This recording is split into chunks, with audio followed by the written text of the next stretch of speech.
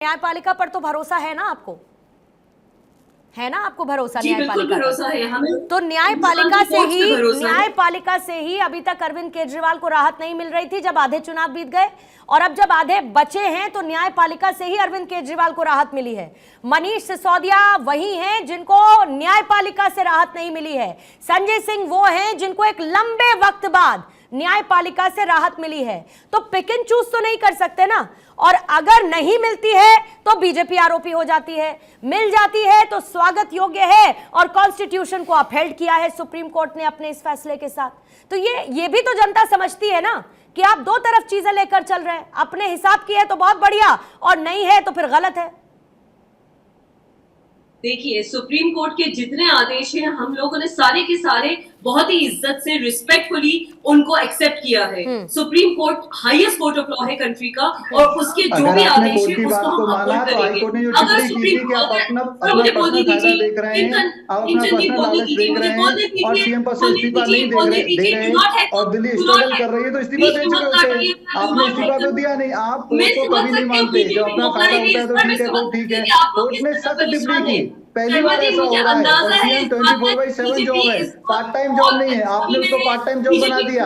आपने अपने लालच के लिए और अपनी जो ताकत है उसके लिए, सत्ता के लालच के लिए आपने दिल्ली को अपने हाथ में छोड़ दिया। कोई भी डिपार्टमेंट ऐसा नहीं है जो 50% भी काम कर रहा हो। हर जगह मारामारी है, हर जगह काम रुके हुए हैं, हर जगह बुरा हाल है।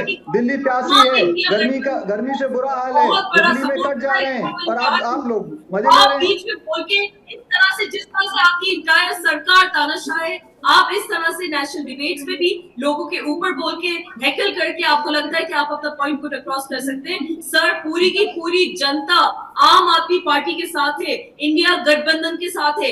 वो जश्न सिर्फ दिल्ली का नहीं है, जश्न नहीं। तो अलायंस में अरविंद केजरीवाल कहाँ है? हुदा जरीवाला, जरा मुझे ये बताइए कि दिल्ली पंजाब छोड़कर कहाँ पर अलायंस भेज रहा है उनको? जहां जहां भी अलायंस भेजेगा अरविंद केजरीवाल जी एक मिनट, खेमचंद जी रुकिएगा प्लीज। खेमचंद जी रुकिएगा, कांग्रेस के नेता इनको भ्रष्टाचारी मान रहे हैं। खेमचंद जी रुकिएगा। हाँ बोलिए हुदा जी। मैं समझ सकती हूँ आप बौखलाए हुए हैं, रिलैक्स। मुझे अंदाजा है कि बीजेपी इस दफा बहुत परेशान है। आम आदमी पार्टी के जो इंडिया गठबंधन के चीफ कन्वीनर है, आम आदमी पार्टी के जो लीडर है अरविंद केजरीवाल जी को पंजाब, हरियाणा और दिल्ली के अलावा जहां जहां भी भेजा जाएगा वो खुशी खुशी जाएंगे, क्योंकि वक्त बहुत मुख्तसर सा है, बहुत कम वक्त बचा हुआ है। 13 सीट से वो सिर्फ पंजाब की है, उसके अलावा दिल्ली की सीट हो गई, हरियाणा की एक सीट है। तो आम आदमी पार्टी को जहां जहां भी अरविंद केजरीवाल जी का जाना एक सही और मुनासिब लगेगा वो वहां पे जाएंगे, क्योंकि इस दफा चुनाव इंडिया गठबंधन अगेंस्ट बीजेपी है। अरविंद केजरीवाल जी स्टार कैंपेनर हैं और तमाम इंडिया गठबंधन इस फैसले को सराह रही है। ठीक है, 10 सेकंड में खेमचंद जी आपसे जवाब लूंगी, उसके बाद बाकी मेहमानों के पास जाना होगा। Quickly sir, 10 seconds.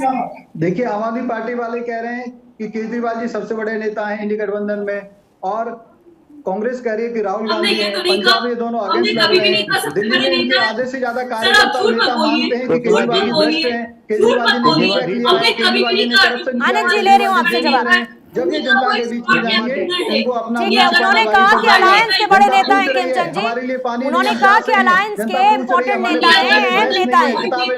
जनता पूछ रही है, लेकिन आनंद जी जल्दी से इसका जवाब 10 सेकंड में दीजिएगा। एक सेकंड सर, जल्दी से इसका जवाब 10 सेकंड में आनंद जी जरा दीजिएगा। अब जब आएंगे केजरीवाल बाहर, तो मतलब अब क्या है? आप राहुल गांधी बिगर प्रोजेक्शन उनका रहेगा, या अरविंद केजरीवाल को अचानक से बचे हुए समय के लिए आप बिगर प्रोजेक्शन पे? राहुल गांधी का नुकसान तो नहीं हो जाएगा अरविंद केजरीवाल के चेहरे के तौर पर आने से अलायंस में? पूर्णिमा जी, देखिए, अभी हमारे मित्र यहाँ पे बड़ी बड़ी बातें कर रहे हैं। वो ये बताएं कि अजीत पवार के बारे में प्रधानमंत्री नहीं, ठीक है सर, उससे बात आगे बढ़ गई। मेरे सवाल का जवाब दीजिएगा आज, मेरे सवाल का जवाब। Anand ji please, hypothetical question के जवाब देने के लिए यहाँ पे नहीं बैठा। आनंद जी प्लीज, अरे आप सुनिए। आनंद जी सवाल का जवाब क्लियर सवाल है सर, उसमें कोई इफ एंड बट नहीं है, क्लियर सवाल है मेरा आपसे। ये आपकी गलतफहमी, ये क्लियर सवाल नहीं है, ये हाइपोथेटिकल सवाल है, इसका कोई जवाब ये हाइपोथेटिकल सवाल है। मुझे तो लगा कि ये स्ट्रैटेजिकल सवाल है, ये आपकी रणनीति का सवाल है, आपके नेता राहुल गांधी का सवाल है, अरविंद केजरीवाल उनकी पोजीशनिंग का सवाल है। आपके हिसाब से हाइपोथेटिकल नहीं होगा ना सर? अलग अलग नहीं लड़ रहे हैं आप, एक साथ लड़ रहे हैं।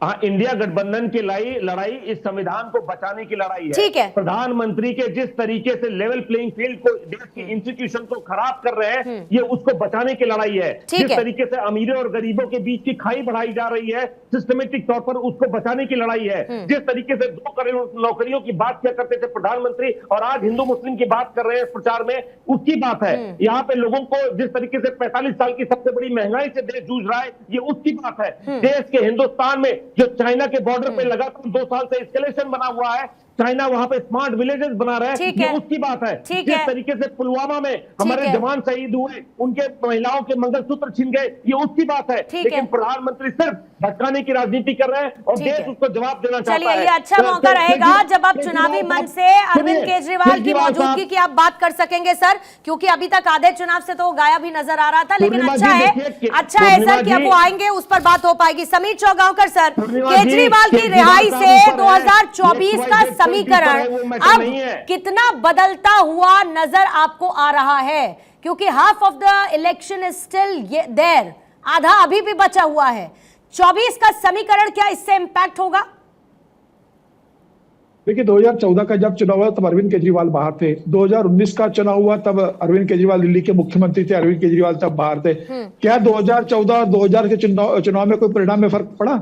जैसा परिणाम 2014 में रहा था, जैसा परिणाम 2019 में रहा था, उससे बेहतर 2024 में भारतीय जनता पार्टी के रहने वाला है। अरविंद केजरीवाल के लिए 22 दिन से बाहर आने और न आने से न दिल्ली के चुनाव पे कोई असर पड़ने वाला है, न देश के चुनाव पे असर पड़ने वाला है। देश की जनता जानती है। लेकिन ऐसा क्यों लगता है आपको समीर सर, ऐसा क्यों लगता है आपको कि अरविंद केजरीवाल के बाहर चुनावी प्रचार पर आने से कोई असर नहीं पड़ेगा? देखिए, अरविंद केजरीवाल इसके पहले के प्रचार नहीं किया था। आप इसके पहले देखिए, गुजरात के विधानसभा चुनाव में अरविंद केजरीवाल ने प्रचार किया। अरविंद केजरीवाल ने इसके पहले चुनाव प्रचार किया था। सिंपैथी फैक्टर भले ही बहुत उम्मीद, मैं ये कह रही हूँ सर, इसको अगर मैं लीगल वे में और जो आज कोर्ट की तरफ से टिप्पणी रही इंटरिम बिल देने के साथ साथ, अगर मैं उसके हिसाब से चलूं तो 22 दिन तो है ना। भले ही आम आदमी पार्टी इससे बहुत ज्यादा उम्मीद कर रही है फिलहाल, एज ऑफ नाउ, जो जैसी तस्वीरें देखने को मिल रही हैं, लेकिन 22 दिन तो है ना।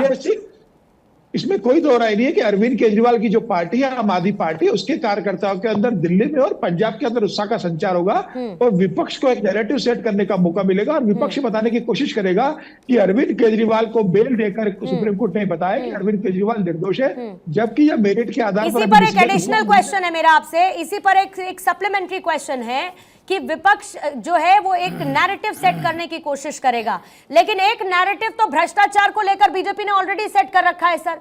और अब खास तौर पर जब अरविंद केजरीवाल बाहर हैं, क्या बीजेपी करप्शन के मुद्दे को और ज्यादा जोर शोर के साथ अपनी चुनावी रैलियों में उठाएगी?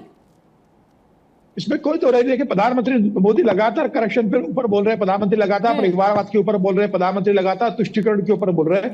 20-22 दिन की बेल से जाने से यह नहीं हो जाता कि कोई आरोपी अपने जो आरोप लगे उससे बरी हो गए। और अभी अरविंद केजरीवाल ये भी नहीं है कि उनको कन्विक्ट कर दिया गया है, लेकिन मुझे लगता है कि प्रधानमंत्री मोदी ने जो करप्शन के खिलाफ अपील जनता से की और जो लगातार अटैक कर रहे हैं, उसमें कोई कमी नहीं आएगी। और देखना आने वाले दिनों में जब दिल्ली में प्रधानमंत्री मोदी रैली करेंगे तो इस बात का जरूर जिक्र करेंगे और मुझे लगता है कि यह सिर्फ कार्यकर्ताओं के अंदर उत्साह का संचार करेगा। पॉइंट टेकन सर, कार्यकर्ताओं में उत्साह। और देखिए लगातार तस्वीरें आपको दिखाते हुए फिर मिश्रा जी आपके पास आती हूं। देखिए पंजाब के सीएम भगवंत मान आपको तस्वीरों में नजर आ रहे हैं, कार्यकर्ताओं में जोश इस वक्त नजर आ रहा है। प्रक्रिया लगभग पूरी होने वाली है क्योंकि 1 तारीख तक के लिए इंटरिम बेल मिल चुकी है अरविंद केजरीवाल को और थोड़ी ही देर बाद वो बाहर आएंगे। एक बार आपको तस्वीरें ये देखिए किस तरीके से जमावड़ा आम आदमी पार्टी के कार्यकर्ताओं का इस वक्त लगा हुआ तस्वीरों में आपको नजर आ रहा है, क्योंकि अरविंद केजरीवाल आएंगे, इंटरिम बेल उन्हें मिली है और बेसब्री से इंतजार करते हुए आम आदमी पार्टी के कार्यकर्ता हाथों में झंडे लेकर और एक दूसरे को मिठाइयां खिलाते हुए नजर आ रहे हैं। संजय मिश्रा जी, अब तो अरविंद केजरीवाल बाहर आ रहे हैं, बीजेपी का अपना इस पर नैरेटिव है, कांग्रेस का टेक इस पर अपना आज की स्थिति में अलग है, पहले कुछ और हुआ करता था, लेकिन अब इस पूरे अलायंस में अरविंद केजरीवाल की पोजीशनिंग, राहुल गांधी का अभी तक का बोलबाला, मैं सीधा सवाल अगर आपसे पूछूं तो क्या आप सारी की सारी लाइमलाइट बचे हुए चुनाव में अरविंद केजरीवाल ले जाएंगे? राहुल गांधी के पास क्या रहेगा? नहीं, वैसे ही अरविंद केजरीवाल के ऊपर है। अच्छा। आप देखिए नरेंद्र मोदी जी जो देश के प्रधानमंत्री हैं, उनके स्पीच में राहुल गांधी, अरविंद केजरीवाल, हेमंत सोरेन, यानी इंडिया गठबंधन का प्रचार करता हुआ प्रधानमंत्री आज के दिन में दिख रहे हैं कि उनके किसी भी स्पीच में उनके अपने काम गिनाने का यदि कोई 4 लाइन वो बोलते हो, मुझे ऐसा लगता नहीं है। लेकिन मैं ये कह रहा हूं कि अरविंद केजरीवाल जी की अंतरिम जमानत से बीजेपी में बेचैनी क्यों? नहीं, बस एक बात, आपने क्या कहा कि राहुल गांधी का जिक्र नहीं दिखता, ये कहा आपने? नहीं, मैंने कहा सब इंडिया गठबंधन का जिक्र मिलता है। अरविंद केजरीवाल का, राहुल गांधी का, हेमंत सोरेन का, सबका नाम लेंगे, अपना नाम नहीं लेंगे कि मैंने क्या किया है। मैं ये कहना चाहता हूं। लेकिन यहाँ पे सवाल क्या है, बीजेपी में बेचैनी क्यों है? सुप्रीम कोर्ट का निर्णय ये तो सम्मान करते हैं। विपक्ष जो ये आरोप लगाते हैं कि इंडिया गठबंधन के जो लोग हैं या कांग्रेस है वो सम्मान नहीं करती, यही तो कह रही है। आज कौन नहीं सम्मान कर रहा है? हम तो स्वागत कर रहे हैं, इंडिया वाले स्वागत कर रहे हैं। विपक्ष सत्ता में बैठे हुए लोग कह रहे हैं कि नहीं ये तो बस ऐसे ही है।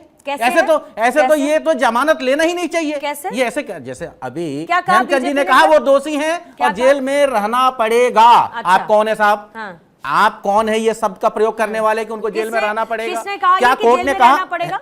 किसने कहा ये जेल में रहना पड़ेगा? हेमचंद जी ने कहा, अपने ओपनिंग स्टेटमेंट में कहा ओपनिंग कि ये स्टेटमेंट में बिल्कुल आप चला के उन्होंने भ्रष्टाचार का जिक्र किया। खेमचंद जी आप तय करेंगे जेल में रहेंगे कि नहीं अरविंद केजरीवाल? उन्होंने भ्रष्टाचार किया है, उनको जेल की सजा जरूर मिलेगी। हाँ, ये कहने उनको जेल में रहना पड़ेगा। ये 22 पर बाहर है ना, अभी इंटरिम बेल पर बाहर है। ठीक है, रुकिएगा खेमचंद, रुकिएगा, मैं कंफर्म कर रही थी। रुकिएगा खेमचंद जी, मैं कंफर्म कर रही थी सर, मैं कंफर्म कर रही थी। बस ये तापमान बढ़ने वाला है खेमचंद जी। संजय जी बात पूरी करिए, संजय जी बात पूरी करिए। नशेड़ी बनाने की कोशिश संजय जी की बात और फिर पूरी कह रहे हैं आपको करिए। सजा नहीं मिलनी चाहिए। संजय जी बात मनी पूरी ट्रेल करिए। है, सब कुछ साफ साफ दिखा, आम आदमी भी समझ सकता है। मैं खेमचंद जी ये कह रहा हूँ, आपके तापमान आपके अंदर और भी बढ़ने वाला है।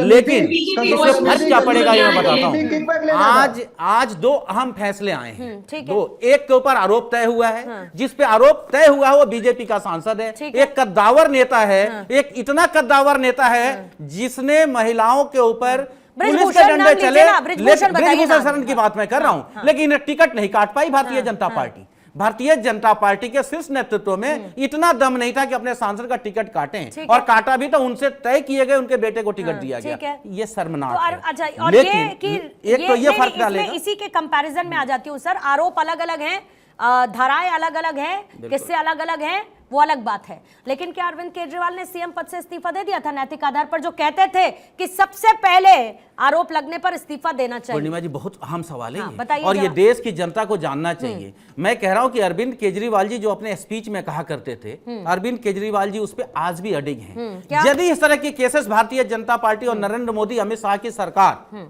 यदि ये काम नहीं किया होता, 2015 से खेल नहीं हुआ होता कि यदि हेमंत बिश्व शर्मा पे आरोप लगा दो, वो भारतीय जनता पार्टी में ज्वाइन कर लें, उनको मुख्यमंत्री बना दो, अजीत पवार पे 70,000 करोड़ के आरोप लगा दो, वो भाजपा ज्वाइन कर ले तो उनको फ्री कर दो, उनको उप मुख्यमंत्री बना दो।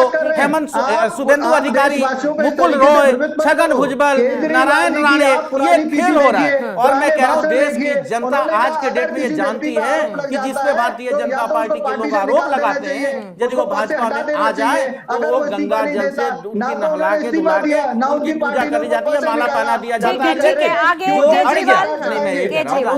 मैं अरविंद केजरीवाल अपने वचन के साथ हैं, दिल्ली की जनता जानती है।